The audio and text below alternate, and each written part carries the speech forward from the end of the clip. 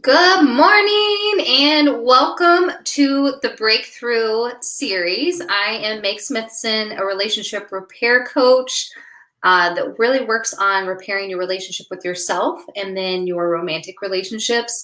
And we built this platform to really help dispel the myth of overnight success because there's no such thing. So I'm having amazing people on here to help share their stories of how they've battled, how they've broken up with the inner bully, and who they're becoming. So please welcome Kate onto the show.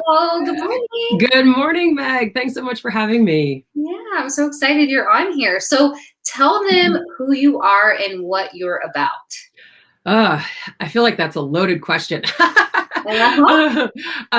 So my name is Kate Wendell. I am a mom of two of my own and one of as a stepmom. I've been married to my husband Tanner now for just over 4 years.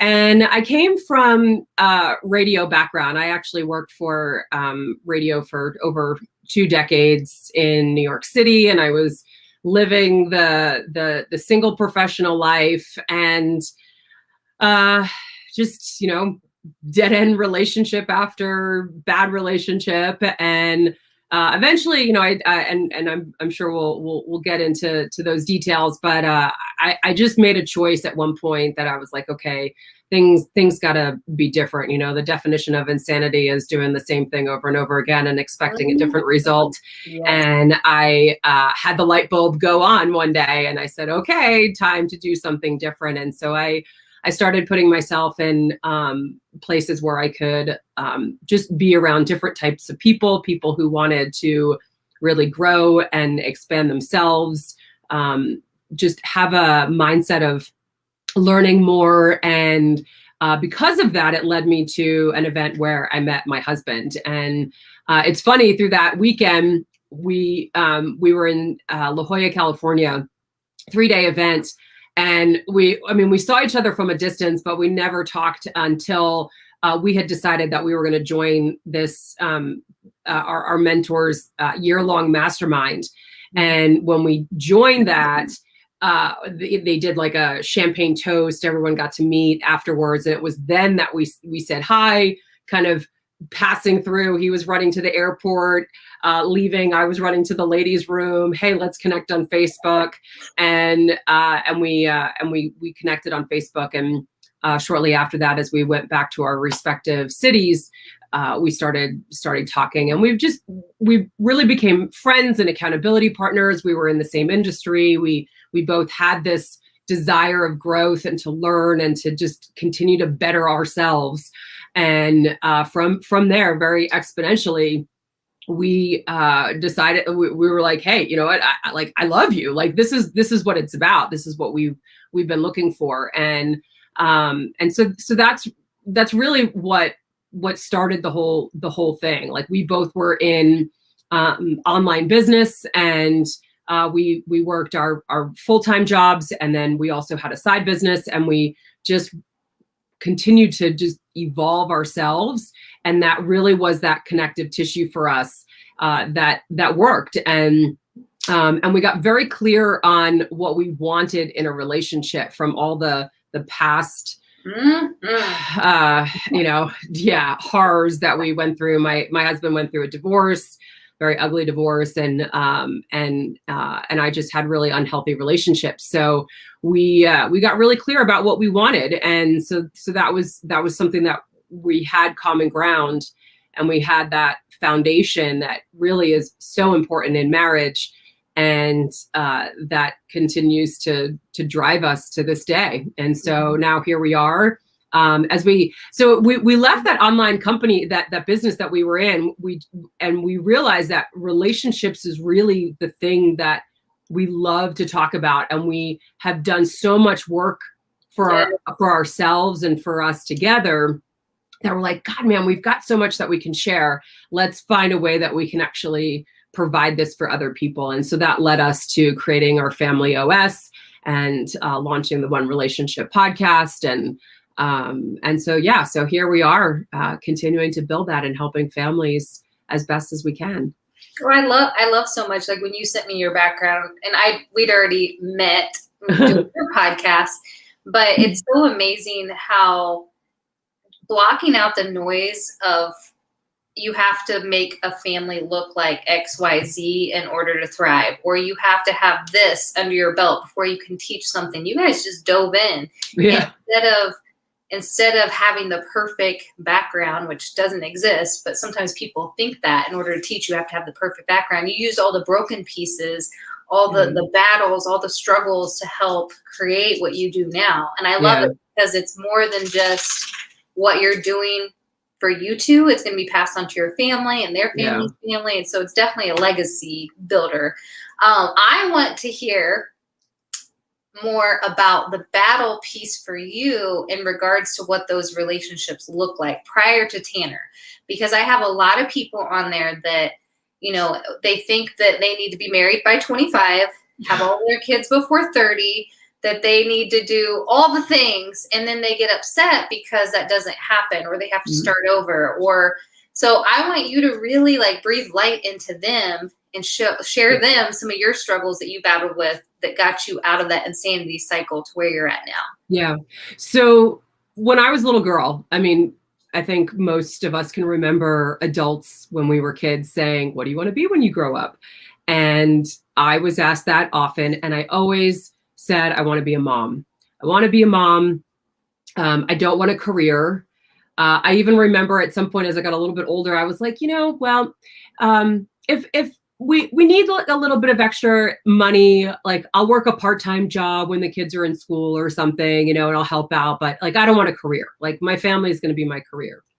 And my life didn't play out that way. I got engaged at one point at 23 years old.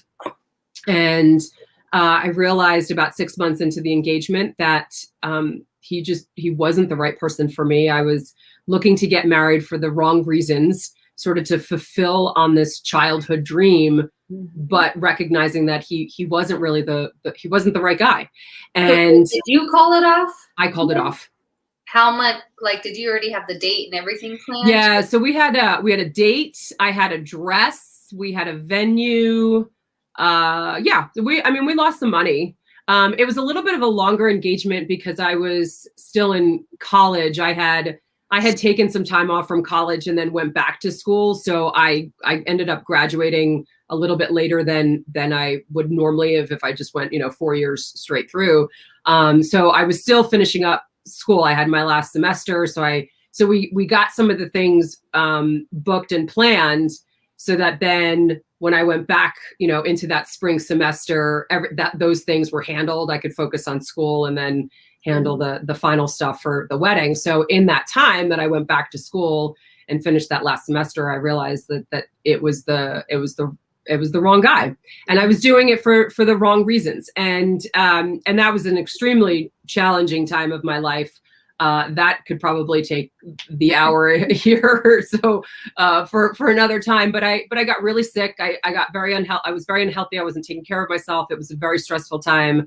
Hard time being home with my family and so but I knew that calling off the wedding was the right thing to do. I didn't want to settle. I didn't want to put myself into a place. I believe in the sanctity of marriage. And I didn't want to put myself in a place where I could jeopardize that. So I know calling off the wedding was the right decision, and still to this day, like I never regretted it, even though it was a challenging time. And then over the years, I met more guys through my industry. I got into radio. I kind of always knew that I wanted to do some type of public speaking. I ended up, working for satellite radio as a hard rock music DJ, which was not what I thought I would be. I thought I'd be like a newscaster or something, but totally left field. And it put me in an environment that, there's some really good, great people that I've met along the way, but not where they had the thought of what marriage. They didn't share the same views of what I thought marriage or what I believe marriage to be. And so it really made it challenging to find someone who wanted to commit, who wanted to take that journey in life with me.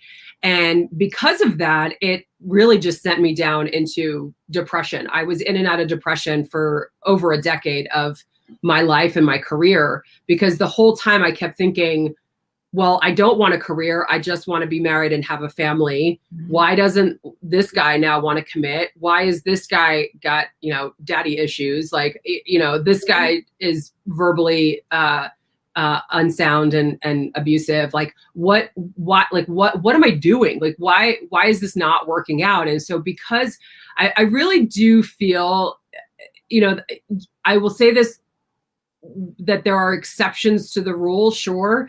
But I would say most depression comes from your expectations of life not being met. Mm-hmm. And so we get in this place of, well, it should be like this, or I wish it was like that. And, why isn't he like this? Or why didn't I do that? And then we get ourselves into this tizzy that brings us down. And then it's really hard to come out of it.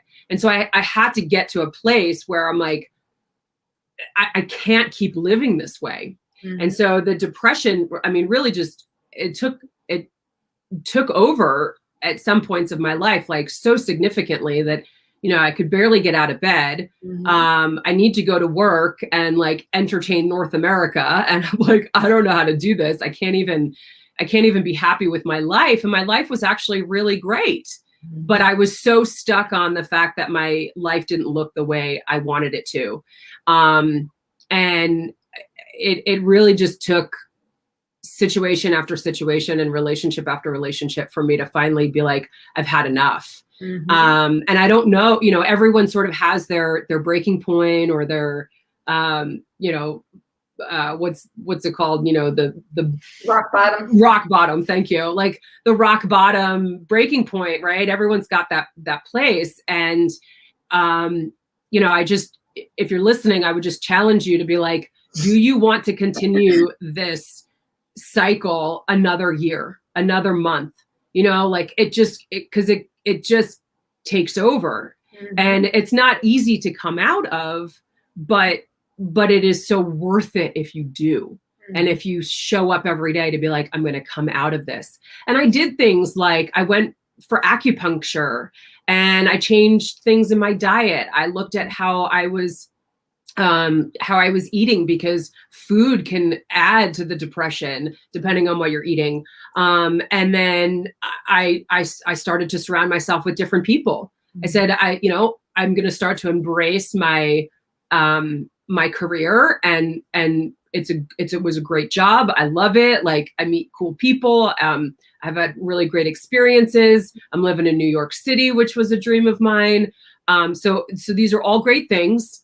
And I'm also going to put myself around other people who want growth, who want to see me succeed, who want to, expand and build things. And that's what I did.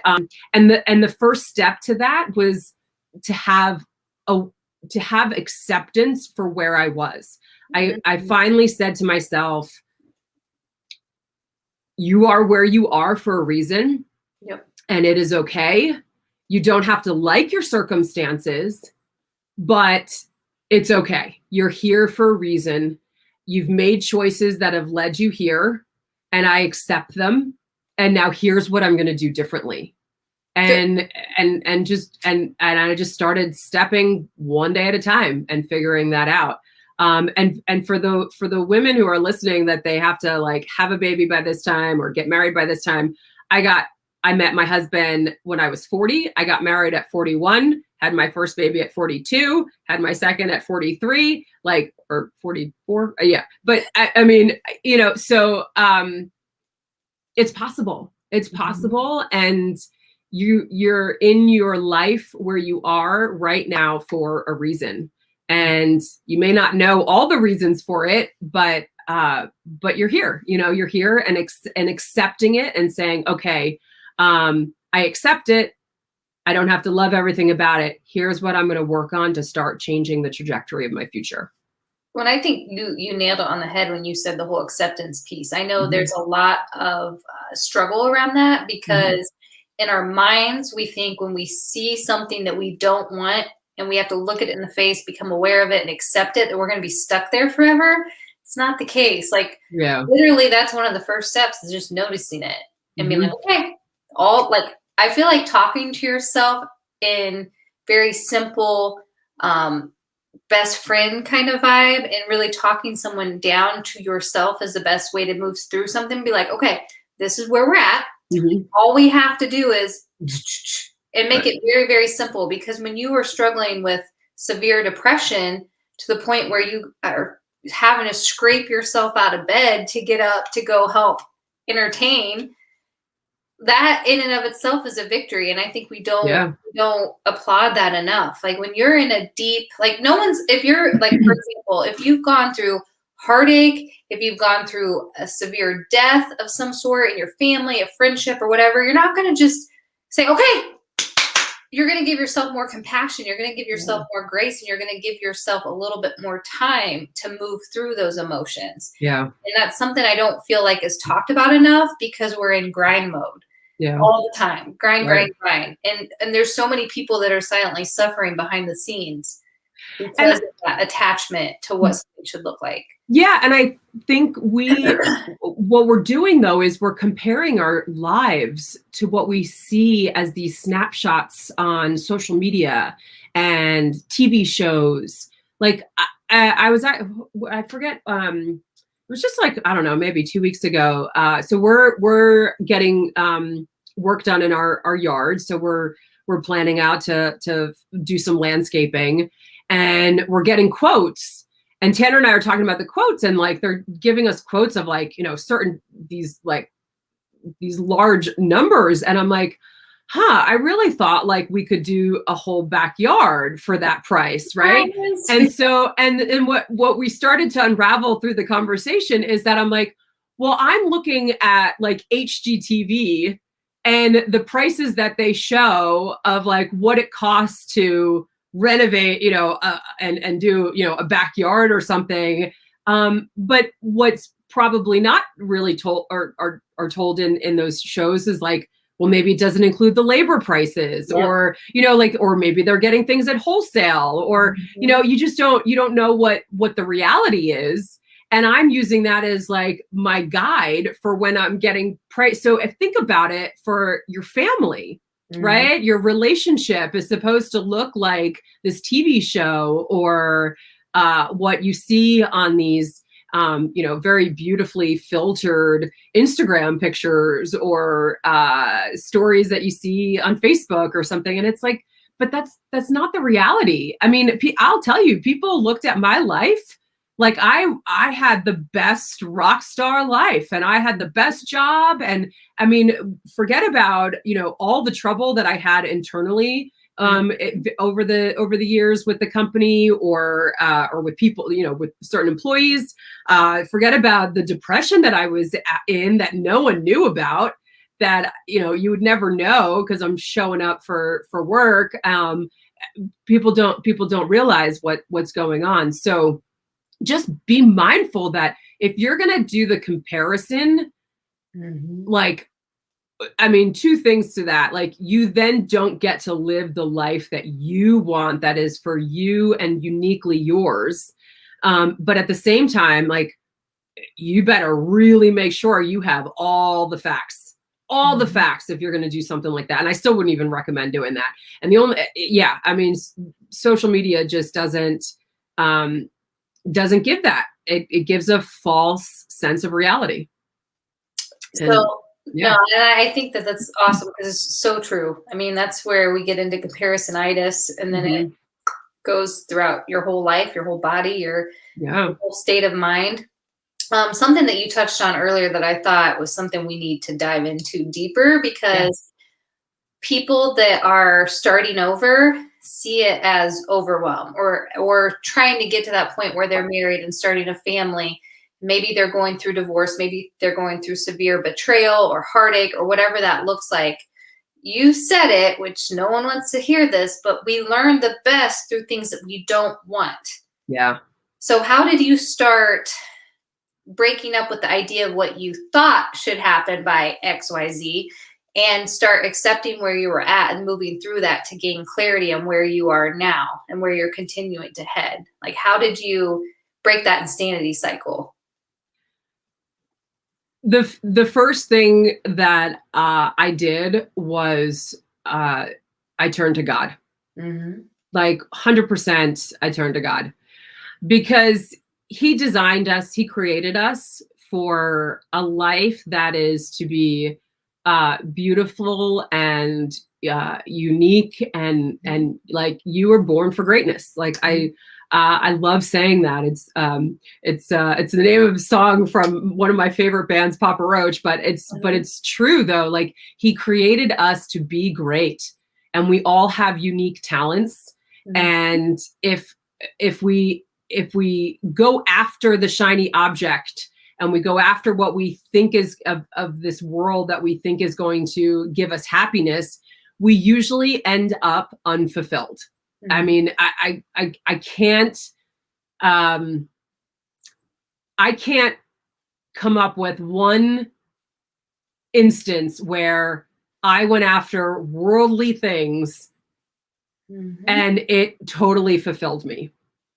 The only way that I have that happiness and that sense of calm and peace is when I'm connected to my God, like, and what that looks like. So that was really the first thing that I did. And that looks different for everyone. I mean, I specifically went to church. I even went to church during the week. Like I was in New York City, and I was in like Rockefeller area. So St. Patrick's Cathedral is right there. And I would take a break and I'd go to church, and I'd leave the studio and sit in church and just be open to whatever God wanted to share with me that day.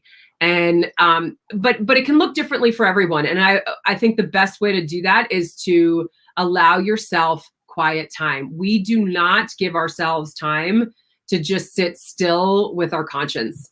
And your conscience is what will steer you in the right direction.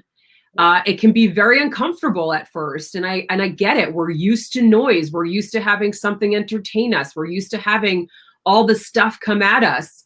But if you can start to allow yourself some time to just be still and quiet, even if you can start with 5 minutes, build up to 10 minutes. I mean, there were days where I literally didn't do anything but sit on my couch in quiet, like for hours. Like I'd come home from work and I'd just sit there. I wouldn't turn on the TV. I wouldn't do anything. And I would just sit in my apartment quietly and just let my mind go. And I got a lot of answers that way. So I think that's the first step, is to break the cycle of that just doing the same thing over and over again, is to give yourself time to be quiet and hear what your conscience is telling you.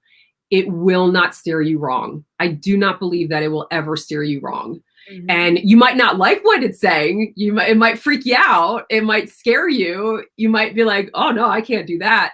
But I'll tell you, it is never going to steer you wrong. So if you can listen to it and be able to then, move in that direction towards what you're hearing, then I believe it'll start to change that trajectory.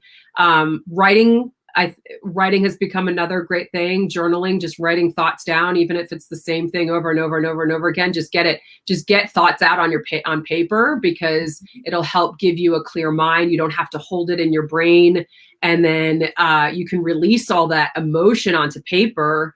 That it's a healing process. I mean, still to this day, Tanner and I do that. Sometimes we do that when we're having a disagreement, and we'll like text each other like, oh, no. And then we'll look at it and be like, okay, I feel better, delete, and like, we don't even send it, because we just know that getting it out, or maybe like one thing we realize we still need to bring up or something like that. So those would be the first two steps, is to like really think about how like what you're feeding your brain, right? And if you can give yourself some quiet time, you'll start to hear answers. And you got to do it repeat. Like, it's got to be consistent. I think that's the biggest thing, like staying consistent with it.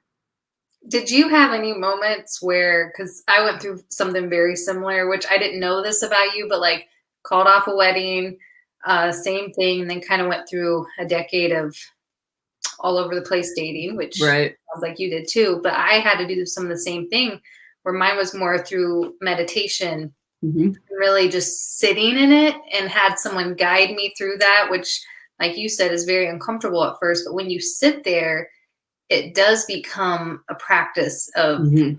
surrender and Yeah. just being like, you know what, I'm going to quit trying to control this. I'm going to really just plug in and see what happens. Did you Yeah. have any times where God told you, you need to quit doing this? You need to quit talking to this person. You need to let this person go. You need to, that was very challenging because you were so attached to it.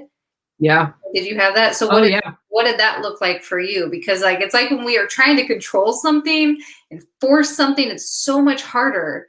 But when he starts talking to you and saying, "Okay, this is not good for you. Like in order to heal, you got to let this go." Like what Yeah. did that look like for you?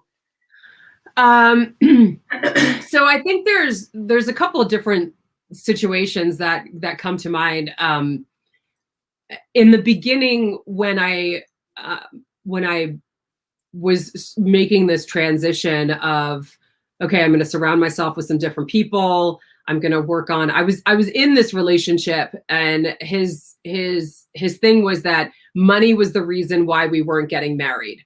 And he said he wanted to marry me, but we need money. And so that's when I went out to start this online business. And I walked away from it saying, like, this is going to be my saving grace. It's either going to help me through a breakup, or it's going to actually give the financials that we need to get married. And it ultimately helped me through a breakup. But when I was making that choice and I started working on things, it's it was sort of this experience that I kept finding people in my life who just fed goodness back to me, right? So because I was looking for answers. So I think one way that God speaks to us is through the people here, right? Like he uses us as messengers for him so that we could hear. Like I remember sitting on the couch one day watching I think it's Evan Almighty with Steve Carell. And one of my things over the years was like, oh, I need patience. I need patience. I need patience, right? I'm like my Mr. Right somewhere out here. I don't know, whatever. I need patience. And I was never a patient kid. And so there's a scene in that movie where Morgan Freeman, who's playing God, is talking to the wife. I forget who that character is, but or actress, but she's all upset about what's going on and why her husband's like building an ark. And he referenced patience, and he was like, well, God's not going to just give you patience. He's going to give you the circumstances for you to practice patience. And like, I had to hear it from a movie, like, oh, the light bulb went on, right? So that was that I would say is like one way where I just had put people in my life because I was looking for answers, and then they fed me what I needed to hear. They gave me the encouragement to keep moving on. So listen to the good people in your life. Surround yourself with people who will fill you up, and you'll get the message that God needs you to hear, right? And then the other thing that also happened to me was, again, in the stillness and the quiet, this was now later, a little bit later down the line, and Tanner and I were dating at this point. But I heard clear as day God saying, like a voice that literally spit out, like, how can I give you what you want if you're not acting the way you want them? And I was like, oh my God, like this voice. And it sounds maybe hokey, like, oh, you heard God's voice. But I'm like, I'll tell you, like, it was clear as day that this voice said, you cannot have what you want if you are not acting in alignment for it. Yep. And I wouldn't have heard it through all the noise. I had to be quiet and still. So those are like two examples that come to mind with like, how I'm hearing what God wants me to do and be in this life and to make that change. And it can be pretty powerful. Well, I think you nailed it as far as even like leading us into the becoming phase is how the things that you want, how are you going to be able to receive those things if you aren't that person yet? Mm. And so it's like the becoming is an ongoing thing. It's an ongoing daily progression of like, to me, it's who has God called you to be? Right. And how can you step into that becoming version of you, that 2.0 version of you every single day, even if it's, like we said earlier, going through a heartbreak and getting up out of bed. Like, applaud yourself for that. So how did you bridge that gap from the time that you heard that voice to start stepping into that becoming power? Like, how did you, because I mean, that is a wrestle. Like if you've lived decades in this zone of this is your comfort zone and this is how you do things, taking that away and stripping you of some of those things and actually looking at them is not always pretty. Yeah. Like, oh yeah. Yeah. I mean, you've got to give yourself grace through it and know that some days are going to be easier than others. But I think what saved me through all of this is that I had a vision for my life. And I don't think I don't think people think about their future. No. And what they want.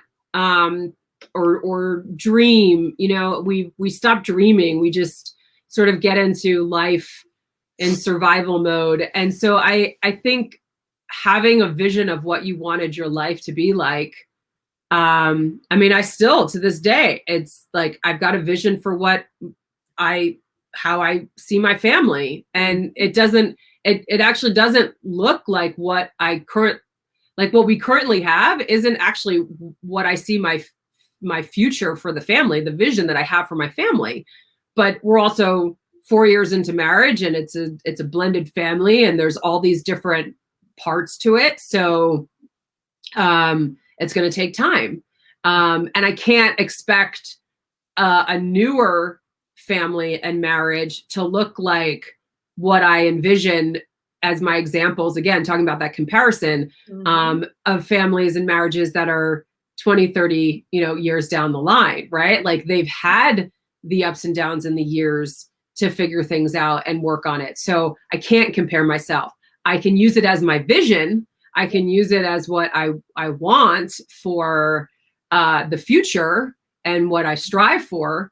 But I can't be like, well, hands up, it's not like that now. So I think that was the thing that just always gave me hope. Like I never lost hope.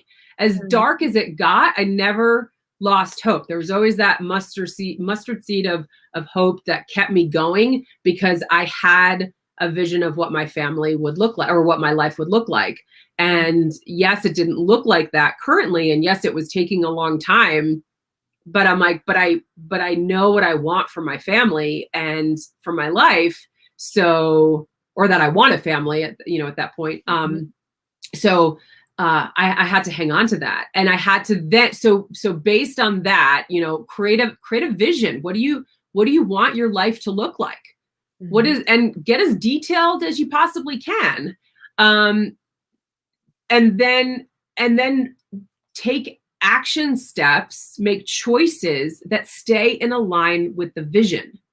Like I got to a point where I stopped dating certain guys because I was like, well, yeah, we've got a connection and we get along and he's actually a nice guy and like, cool.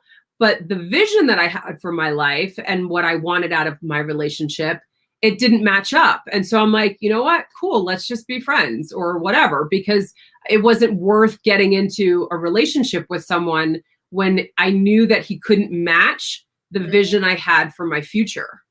Like, why would I put myself through that and then go through another heartbreak or more arguing or whatever, right? Like, it's just, that started to become silly to me. Like, yes, I want to find the guy, but I don't want to deal with like wasting time with someone who I know won't provide the future that I'm looking for. So that, I mean, that's what I would, and that's where journaling can come into play, like getting all your thoughts and emotions out, like start writing, like, what do you see your family like? Now, I also had a vision for my family where I had very specific criteria. And funny enough, like my future husband, and this was, you know, early on in my life, but he had to be Catholic. He couldn't be divorced. He couldn't have kids. And Tanner was like nixed all of that. So, you know, he's divorced. He has a daughter. He wasn't even baptized, although he just recently got baptized, which is a beautiful thing. But he like, when we first met, he couldn't even say God. He called it the universe, you know, and here I'm like, I wanted a Catholic, you know, so, I mean, very far from, but we were also in alignment that we would figure the faith part out together and grow together in it and support each other's journey. So when there was some criteria to that we at least got on the same page for before we got married, and we had that conversation before we got married. We made sure like we were in agreement. So, but so there's certain things that like you have to start to say, okay, am I being a little too hardcore? But at the end of the day, like if you know what kind of future you want and life you want, like be clear on that. And then you can start making choices that stay in alignment with it. Well, and I think sometimes even saying that is so overwhelming to people when they're in that struggle, like extreme struggle. So a way to even dive deeper into that is literally look at the things that you don't want and flip them. Like, oh, you don't want a narcissistic man. What kind of man do you want? Oh, you don't want to deal with this. Flip it. And you start to see patterns and really dissect what went wrong. Like reflection is everything. When you see what went wrong and you can flip it, then you're going to be able to pick out those red flags early. And I'm sure you did this too, but we paint the red flags white. We're like, oh, yeah, this is fine. It's nice. Despite all these things, I can deal with that. But when you're thinking about marriage and you're thinking about forever, you're thinking about commitment, you can't keep doing that because you're going to be carrying that on. And I've seen so many relationships lately that have gone that route and have failed because they thought that marriage was going to be the solution. Or they were having that chameleon life where they weren't showing up as the actual, true, authentic person. They really filter themselves, whether physically or their financial or whatever it was. And then it's like, surprise. And that's. Yeah. I mean, you date and there's that honeymoon period, they call it, right? And then everyone's on their best behavior and then the true colors start to come out, you know? So when you can be very clear about what you want and what you don't want, then you can start to spot that stuff, right? You can start to have conversations as you go out and get to know each other that you can act like, we're not talking about interrogating the guy or anything, but just, you know, you start to ask questions in a way that help you understand how they're going to respond or be in various situations or what's most important to them, to know that if it fits with what your vision is and what's, you know, Tanner and I actually come back to like, we actually had non-negotiables for our future relationship that we had come up with, sort of like, I mean, not even, we didn't call it non-negotiables at the time. And we both did this individually before we met each other. But as we started to talk and date and kind of get to know each other, like, hey, you know, are we going to do this?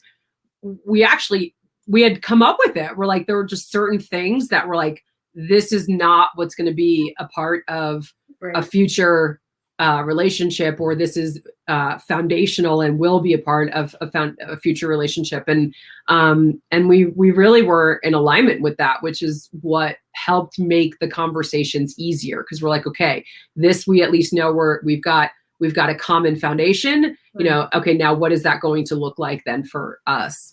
So it's really important to get clear about what you want and what you don't want.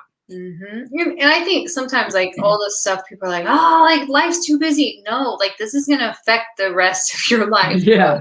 Just take a little bit of extra time and really like talk about those things, because all the other materialistic, worldly things like we talked about earlier, those are going to pass, or they're going to not be as important. But when you have that firm foundation between the two of you, you're going to have that one vision, and it's not like a one time you do it and then you never look at it again. You keep coming back, you keep reflecting, you keep rerouting and figuring out what is working and what isn't working. I mean, if you think about it, most people spend more time planning their vacation than they do planning their future, and we use this with the families that we work with, and the couples that we coach. Like they're not taking the time to plan out what they want as their for their marriage and for their family and their future, but yet they'll plan out wherever they're going to go on vacation and where they're going and what they're going to do. And, I mean, it's crazy. And that's just, it's unfortunate.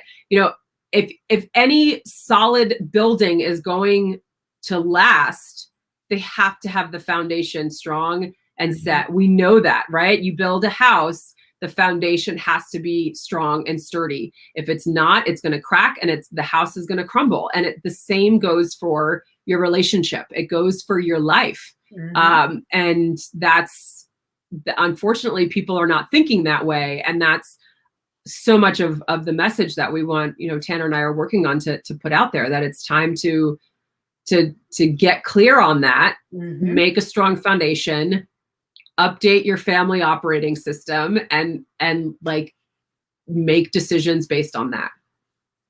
Yeah. So tell them about your podcast. Oh yeah. So the One Relationship, we launched that last year when we were in the middle of the pandemic.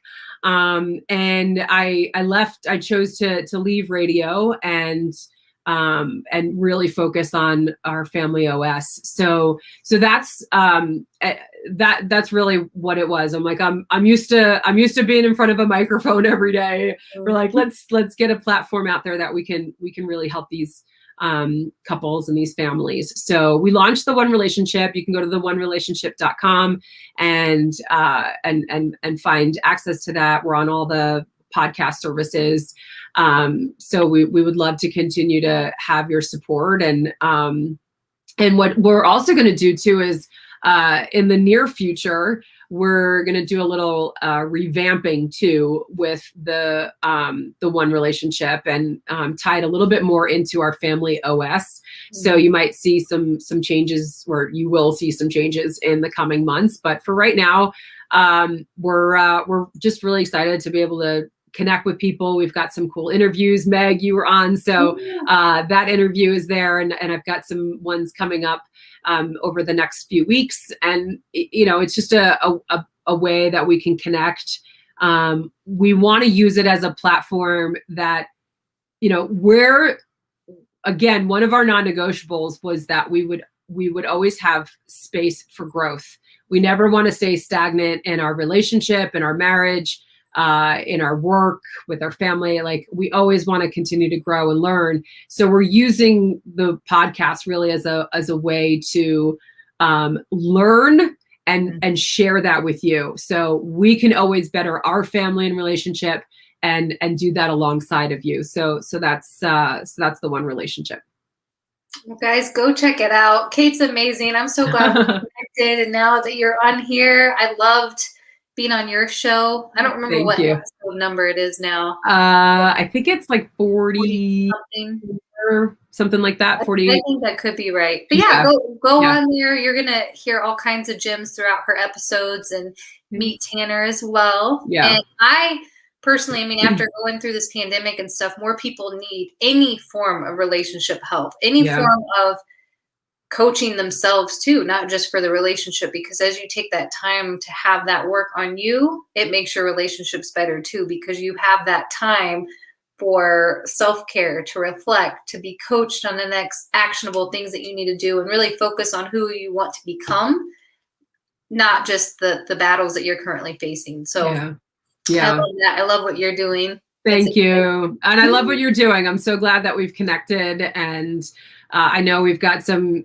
common ground on various things of our life. And that's the beauty of things like podcasts and technology, is that, you can find your connections with people who may not be just down the street from you, and that's okay.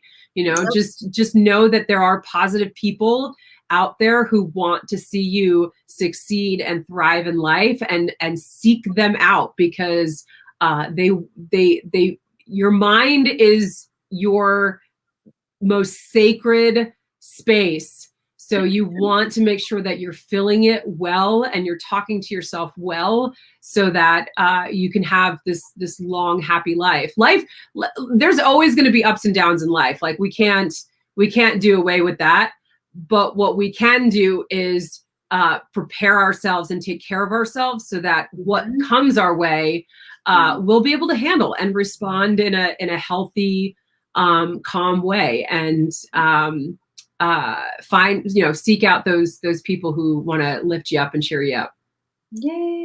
Yeah. Well, thank you again so much. Guys, I hope you found this super valuable. I hope you connected with Kate, because she's amazing. All right, guys, until next time, we'll see you later. Bye. Bye.